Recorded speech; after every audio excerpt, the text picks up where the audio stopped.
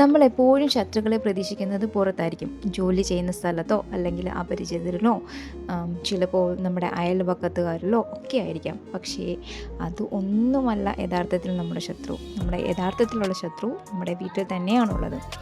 ഭാരതത്തിലെ ഏറ്റവും വലിയ തന്ത്രകാരിയായ ചാണക്യൻ നൂറ്റാണ്ടുകൾക്ക് മുമ്പ് തന്നെ നമുക്ക് തന്ന ഒരു അറിവുണ്ട്. നിങ്ങളുടെ വീടിനുള്ളിൽ തന്നെയാണ് നിങ്ങളുടെ ശത്രു. അത് ചിലപ്പോൾ നമ്മുടെ രക്തബന്ധത്തിലുള്ളവരായിരിക്കാം.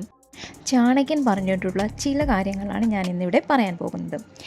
ചില കാര്യങ്ങൾ നമ്മൾ ബന്ധുക്കളോട് പറഞ്ഞ ജീവിതകാലം മുഴുവൻ പശ്ചാത്തപിക്കേണ്ടി വരും. നിങ്ങളുടെ കണ്ണീരിൽ ഒളിഞ്ഞിരിക്കുന്ന വേദന കാണാത്തവരാണ് ഈ ബന്ധുക്കൾ. ചില കാര്യങ്ങൾ നമ്മൾ ചിലരോട് പറയരുത് എന്ന് പറയുന്ന കേട്ടിട്ടില്ലേ? അതുപോലെ ഒന്നാണ് ആദ്യം നമ്മുടെ വരുമാനത്തിൻ്റെ കാര്യവും അതുപോലെ നമ്മുടെ ബുദ്ധിയും അതൊക്കെ ഒളിപ്പിച്ച് വെക്കുക. പണം ആയാലും ബുദ്ധി ആയാലും എത്രത്തോളം ഒളിപ്പിച്ച് വെക്കുന്നുവോ അത്രത്തോളം നിങ്ങൾ സുരക്ഷിതമായിരിക്കും എന്ന് ചാണക്യൻ പറയുന്നു. ബന്ധുക്കൾ നിങ്ങളുടെ വരുമാനത്തിൽ സന്തോഷിക്കില്ല. ഒന്നുകിൽ അവരത് ഉള്ളാലെ അവർക്കത് കത്തും. അതുകൊണ്ട് ബുദ്ധിപരമായിട്ട് സ്വന്തം വരുമാനത്തിൻ്റെ കാര്യം ഒരിക്കലും ആരോടും പറയരുത്, ഒളിപ്പിച്ച് വയ്ക്കുക. രണ്ടാമതായി നിങ്ങളുടെ യഥാർത്ഥ പ്രണയം.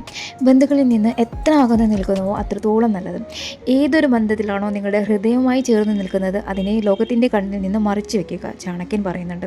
കാരണം ഏറ്റവും വേഗത്തിൽ തകരുന്നത് ഏറ്റവും ലോലമായ കാര്യങ്ങളാണ്. മൂന്നാമത്തേതായി നിങ്ങളുടെ മനസ്സിൻ്റെ അവസ്ഥ. ഇപ്പോൾ നമ്മുടെ മനസ്സിലുള്ള ഒരു വിഷമം അത് നമുക്ക് ചിലപ്പം തോന്നും ആരോടെങ്കിലും ഒന്ന് തുറന്ന് പറയണം. അപ്പം നമുക്ക് എവിടെ എന്ത് കാര്യം തുറന്ന് പറയാൻ പറ്റുന്നോ അവിടെ മാത്രമേ പറയാൻ പറ്റൂ. ഇപ്പം നമ്മൾ ചില ബന്ധുക്കളോട് നമ്മുടെ എന്തെങ്കിലും കാര്യം തുറന്ന് പറയാൻ വേണ്ടി ചെല്ലും.